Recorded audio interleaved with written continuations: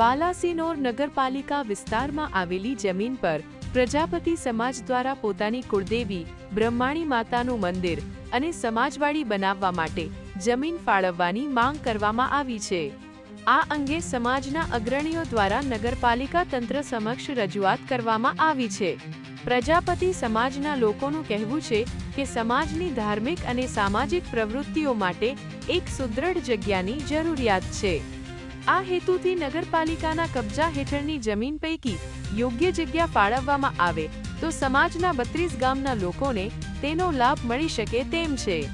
આ સમગ્ર મામલે નગરપાલિકા દ્વારા આગામી સમયમાં શું નિર્ણય લેવામાં આવે છે તેના પર સૌની નજર છે।